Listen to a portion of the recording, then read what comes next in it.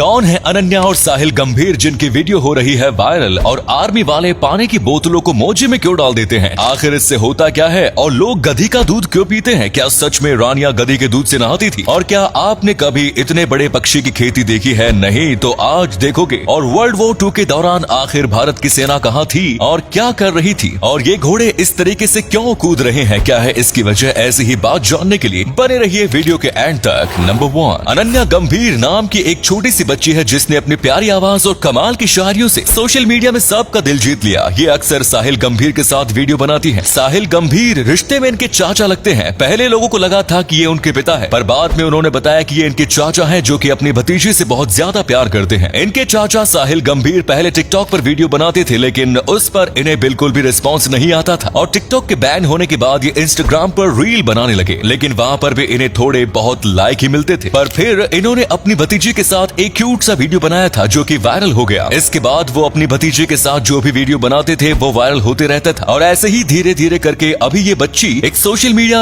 Star बन चुकी है जो कि अपने क्यूट आवाज के लिए जानी जाती है और इनकी ये जो आवाज है ये गॉड गिफ्टेड है। नंबर 2, दोस्तों पानी को ठंडा करने के कई तरीके हैं जो कि हम इस्तेमाल कर सकते हैं, जैसे कि फ्रिज और मटका, क्योंकि इसमें से एक न एक चीज हमारे घर पर जरूर मौजूद है। लेकिन वहीं पर आर्मी वालों की बात करें तो ना ही इन्हें फ्रिज की सुविधा मिलती है और ना ही मटके की। ऐसे में अगर वो किसी गर्म जगह पर हैं, तो वहाँ पर पानी को ठंडा रखना बहुत ज्यादा मुश्किल है और इसमें वो खास तरीके की आर्मी ट्रिक का इस्तेमाल करते हैं। ये पानी को ठंडा रखने के लिए उसमें मोजे डाल देते हैं। जी हाँ, जो मोजे हम जूतों के साथ पहनते हैं उससे पानी भी ठंडा हो सकता है। दरअसल पहले ये उसे पानी में भिगो देते हैं, जिसके बाद उसके अंदर पानी की पूरी बोतल डाल देते हैं और उसे एक ऐसी जगह पर रखा जाता है जहाँ सूरज की रोशनी कम से कम आती हो, जिसके बाद कुछ ही देर में ये पानी काफी ज्यादा ठंडा हो जाता है। नंबर 3, आज तक आपने गाय, भैंस, बकरी, यहाँ तक कि ऊंट के दूध के बारे में भी सुना होगा, लेकिन आज हम आपको गधी के दूध के बारे में बताने वाले हैं। इटली जैसे कई देशों में गधी का दूध काफी ज्यादा निकाला जाता है, लेकिन ये बहुत ही ज्यादा महंगा होता है। वहीं पर गधी के दूध से बना पनीर दुनिया का सबसे ज्यादा महंगा पनीर होता है। माना जाता है कि गधी का दूध स्किन के लिए बहुत ज्यादा अच्छा होता है और अगर इसे रोज पिया जाए तो उसकी त्वचा में चमक आएगी और इसी वजह से पहले की कई रानियां गधी के दूध में नहाया करती थी। सबसे पहले इसके बारे में पता चलता है कि इजिप्ट की सबसे ज्यादा खूबसूरत मानी जाने वाली रानी क्लियोपैट्रा भी गधी के दूध से नहाती थी और इसके कई सबूत भी मिले क्योंकि उसे अपनी त्वचा बहुत ही ज्यादा अच्छी रखनी थी। इसी के साथ गधी के दूध के और भी कई फायदे हैं। नंबर 4, वर्ल्ड वॉर 2 एक ऐसी लड़ाई थी जिसे मानव इतिहास की सबसे खतरनाक लड़ाई मानी जाती है। आपने जब भी इसके बारे में पढ़ा होगा तो आपने बस 3 देशों के बारे में ही सुना होगा, जापान, अमेरिका और ब्रिटेन। लेकिन क्या कभी आपने सोचा है वर्ल्ड वॉर 2 में भारत की क्या भूमिका थी? क्या भारत भी इस लड़ाई में शामिल था? अगर आप इतिहास के बारे में ज्यादा नहीं जानते हैं तो हम आपको बता दें कि जी हाँ, बिल्कुल भारत भी इस लड़ाई में शामिल था और इस लड़ाई में भारत ब्रिटेन की ओर से लड़ रहा था। आपने देखा होगा कि जब भी वर्ल्ड वॉर 2 में ब्रिटेन का नाम आता है तो बस ब्रिटेन नहीं बल्कि ब्रिटेन एम्पायर लिखा होता है। तो उस वक्त भारत भी ब्रिटेन एम्पायर का एक हिस्सा था और ब्रिटेन ने भी ये बात मानी थी कि अगर भारत के सैनिक उस वक्त ब्रिटेन में ना होते तो शायद ब्रिटेन कभी जीत नहीं पाता, क्योंकि वर्ल्ड वॉर 2 के दौरान जिस भी लड़ाई में भारत के सैनिक गए थे उन सारी लड़ाई में जीत हुई थी और उस वक्त कई भारतीय सैनिकों को ब्रिटेन का सबसे बड़ा पदक भी दिया गया था। नंबर 5, दोस्तों आज तक आपने कई प्रकार के फार्म देखे होंगे, लेकिन आज हम आपको एक नए प्रकार के फार्म को दिखाने वाले हैं। इसे कहा जाता है टर्की फार्म और इसमें टर्की पक्षी की खेती की जाती है। बाहर के देशों में इनको काफी खाया जाता है और इसीलिए ही इनकी खेती की जाती है। सबसे पहले इन्हें अंडों के रूप में लेकर आया जाता है और फिर इन्हें गर्म जगह पर हार्वेस्ट किया जाता है। एक बार अंडे से बाहर निकलने के बाद इन्हें एक अलग ही जगह पर लेकर जाया जाता है जहाँ पर पूरा अलग से ही इनके लिए सेटअप बनाया जाता है। यहाँ पर इन्हें जमकर खाना खिलाया जाता है ताकि ये बड़े होकर तंदुरुस्त और हट्टे कट्टे बन सके। हर एक फार्म में कम से कम 1 मिलियन से ज्यादा टर्की को बड़ा किया जाता है और फिर उन्हें हार्वेस्ट किया जाता है। इनको बड़ा करना बिल्कुल ही एक मुर्गे को बड़ा करने जैसा है, लेकिन फर्क बस ये है कि इनका मीट ज्यादा निकलता है। और अगले फैक्ट पर जाने से पहले इस फोटो को ध्यान से देखिए और बताइए कि आपको किस एक्टर का फोटो दिखाई दे रहा है। इससे पता लगेगा आपका दिमाग और आपकी आंखें कितनी तेज है। मिलते हैं आपको 5 सेकंड्स। नंबर 6, दोस्तों एक बार जरा इस फेस्टिवल को देखिए। डरिए मत, इसमें किसी को भी कोई नुकसान नहीं पहुंचता। इस फेस्टिवल को स्पेन में मनाया जाता है और इसे लास